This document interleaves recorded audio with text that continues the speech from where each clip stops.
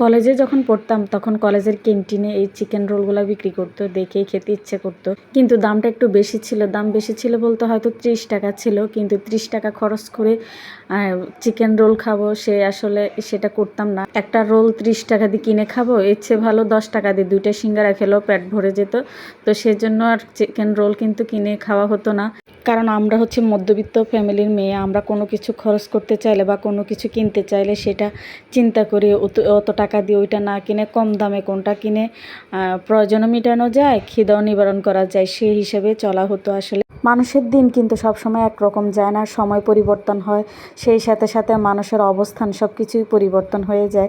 এখন চাইলেও হয়তো নিজেরা ঘরেও বানাতে পারি বা কিনেও খেতে পারি, সেটা আল্লাহ কখন যে কাকে কি করে ফেলে সেটা কেউ বলতে পারে না। সত্যি কথা বলতে মধ্যবিত্ত ফ্যামিলিতে বড় হওয়াটাও একটা গর্বের বিষয়, কারণ হচ্ছে মধ্যবিত্ত ফ্যামিলিতে আমার কাছে মনে হয় মানুষ যে শিক্ষা পায় সেটা কোথাও আর পাওয়া যায় না। আসলে সব জীবনে চলতে হলে সব শিক্ষারই দরকার আছে। টাকা পয়সা বিলাসিতা সব কিছুর ঊর্ধ্বে মানুষের কিন্তু মান সম্মান, আত্মসম্মান। তো একটা সম্মানিত ফ্যামিলিতে বড় হওয়াটাও কিন্তু অনেক ভাগ্যের ব্যাপার।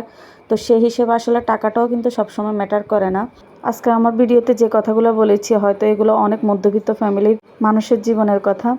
তো কথা বলতে বলতে এর মধ্যে হচ্ছে আমার শাশুড়ি কিন্তু রোলগুলো বানিয়ে ফেলেছে। এখন ট্রের মধ্যে দিয়ে সেগুলা উপর দিয়ে ডিম দিয়ে ব্রাশ করে নিচ্ছে যেন কালারটা সুন্দর আসে। সেই জন্য চিকেন রোল অথবা বন যেটাই বানান না কেন সেটার উপরে কিন্তু ডিমের কুসুমটা দিলে কালারটা সুন্দর আসে। পুরা ডিমটা দিলে কিন্তু কালার অত ভালো আসে না, শুধু কুসুমটা দিলেই কালারটা বেশি সুন্দর আসে। কিন্তু আসলে এতগুলো ডিমের কুসুম দিয়ে তো আর করা যায় না, তো সেজন্য পুরা ডিমটাই হয়তো নেওয়া হয়। কয়েকটা কুসুম দিয়ে করেছে, দেখে যে কী অবস্থা, সেজন্য দেখে যে না, কুসুম দিয়ে করলে কালারটা বেশি ভালো আসে। অলরেডি আমাদের একটা ট্রেতে যেগুলো দিয়েছে ওগুলো সব হয়ে গেছে, এখন তেল ব্রাশ করে অন্যগুলো দিয়ে দিচ্ছে, বানানো হয়ে গেছে। এখন আমার যাগুলো দিয়ে দিচ্ছে, আমার শাশুড়ি বানাচ্ছে। যৌথ সংসারে থাকলে কিছু সুবিধার সাথে সাথে কিছু অসুবিধাও থাকে।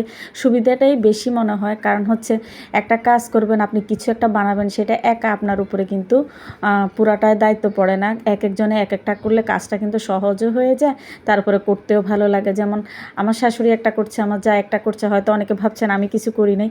এগুলো বানানোর আগে যেগুলো কাজ থাকে সেগুলো আমি করেছি, করার পরে এখন আমার শাশুড়ি বানাচ্ছে, তখন আমাকে ডেকে বলছে যে এবার ভিডিও কর, আমি এগুলো বানাচ্ছি, তুই ভিডিও কর। কারণ হচ্ছে আমার যে শাশুড়ি যে কোনো জিনিস বানানোর সময় আমাদেরকে, আমরা যদি নাও চাই, উনি আমাদেরকে ডেকে বলে যে ভিডিও করতে বা কিছু করতে।